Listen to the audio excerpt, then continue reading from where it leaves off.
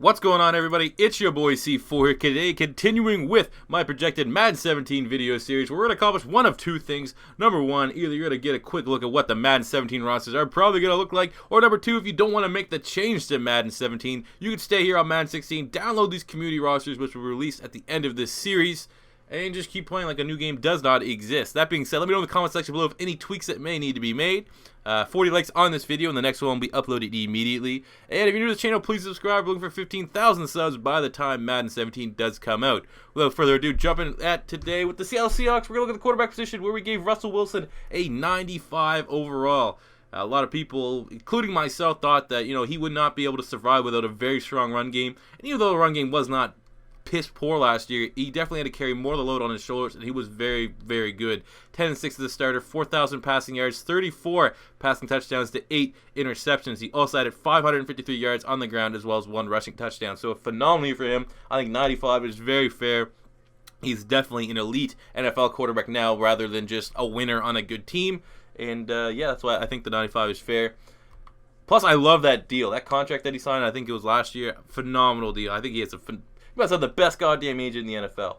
Look at the running back position. Definitely a little bit weird not to see Marshawn Lynch there. And all the reports saying he still has yet to file his retirement papers. So let the speculation begin. But I think Rawls, if he can fully recover from that injury, can definitely pick up all the slack. Last year in 7 starts, he had 830 rushing yards and 4 rushing touchdowns, as well as adding a receiving touchdown. So, I mean, almost 1,000 yards and 5 touchdowns in half the games.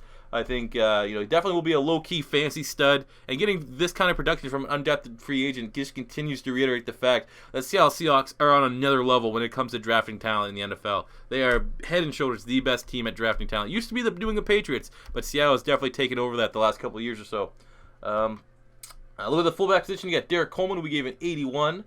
Wide receiver Doug Baldwin, a 92. I was kind of hesitant to give him this high a rating because he did just kind of blow up near the end of the year. I think overall he will balance out and he won't replicate the same stats that he had. But for what it's worth, 14 touchdowns, I think you're good enough to get a 92. Last year, Doug Baldwin, 78 receptions, just over 1,000 yards, and like I said, 14 touchdowns for him. He really came on hot with Russell Wilson. It seems like almost every week he was getting 3 touchdowns down the final, 5-6 game stretch for the NFL season. So that's why we gave him a 92. Jermaine Kearse, we gave him an 83. Last year, 50 receptions, almost 700 yards and 5 touchdowns. They also got Tyler Lockett, who I'm not going to lie, I think he is actually pretty overrated, but still giving him an 82. He's a dynamic playmaker, and as a rookie, 50 receptions, 600 yards and 6 touchdowns.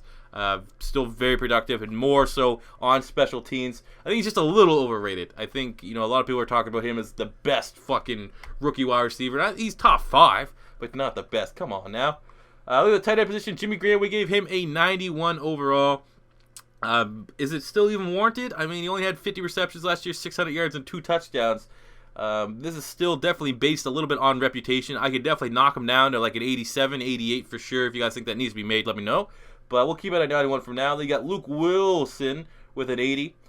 Look at the offensive line, where it is an absolute shit show. I have no idea what they're going to be able to, what they're going to look like. They have all the playmakers. Rawls can be good. Wilson proved that he can be good. But that offensive line, this is the most biggest question mark, not only on the Seahawks, but I think maybe in the NFL, is how the Seattle Seahawks offensive line will play this coming year. They got Tom Cable, who's one of the best O-line coaches in the NFL. But, I mean, you can't make chicken shit out of chicken salad, 70. So we got Gary Gilliam here at left tackle. We gave it 70. And some of these were generous. Some of these I didn't even touch from the last roster update. And I was like, oh, well, maybe they'll be a little bit better. They got Jermaine Ifedi at left guard. He can play tackle or guard, but a lot of people are saying he will play guard. 73, the first-round pick. I actually like that pick. Center, Patrick Lewis, 70. Right guard, Mark Glowinski, 70. And right tackle, Jamarcus Webb, 71. So, I mean, there are some... I honestly don't know. If you're a Seahawks fan, I have no idea what the fuck you guys are going to do next year with this offensive line. I would say, as it stands right now on paper, like I said, a lot can happen between now and camp. Weakest offensive line in the NFL, bar none. Look at the defensive side of things. That's the trade-off. Their defense is head and shoulders. Well, I don't know if their head and shoulders the best anymore, but you can see where they made all their investments tonight. I think that might be their downfall, not investing enough in the offensive line, or at least creating a fine balance. Left end, we have Michael Bennett, a 94 overall. Last year, 16 starts, 10 sacks, almost 60 tackles. So, I mean, still one of the best defensive ends in the NFL. They got Chris Clemens, 76. Frank Clark, the rookie, had a nice year, 74. Look at the right side, Cliff Avril with a 91. Last year, 16 starts, 9 sacks, and just shy of 50 total tackles. He's the kind of guy I could see them cutting to try to make some weight. But again, there's no offensive lineman out there in free agency left for them to really make a big splash. In the interior, Athalia Rubin, we gave him a 78. Seliver Saliga, 71. Jerron Reed, who was an absolute steal in the second round, of 76. And Jordan Hill, 76. Left outside linebacker Mike Morgan, we gave him a 73 overall. Obviously, he's going to be probably stepping in for, what's his name? He went to the Oakland Raiders. God damn it, why? I'm choking. Arms are sweaty, knees are weak. Come on, spaghetti, he's nervous. I don't know why I can't remember his name right now. But the dude, the linebacker, who's Bruce Irvin. There we go. Bruce Irvin's gone, so I think Mike Morgan may start at left outside. Look at the middle, Bobby Wagner, a 90 overall, 15 starts last year, 2 forced fumbles. We got a sack and a half, and on those 2 forced fumbles, those are actually returned for touchdowns as well. And over 100 total tackles. Maybe can be bumped up a little bit, but definitely slipped a little bit in terms of production last season, but still not a bad season at all, pulling in that 90. And then a right outside linebacker, KJ Wright, we gave him a 90 as well. In 16 starts, he had 3 pass deflections, 4 forced fumbles, 1 sack, and 70, 80, 90, like 110 total tackles. So again, KJ Wright and Bobby Wagner is one of the best linebacking tandems in the NFL for sure. Look at the secondary. Richard Sherman still pulling in a 94. Still an absolute animal. 16 starts last year, 2 interceptions, 14 pass deflections, and just shy of 50 total tackles. Jeremy Lane, 79. We give Brandon Browner's now back in town, a 73. But Sherman still is the cream of the crop in the secondary. Free safety, Earl Thomas, 95.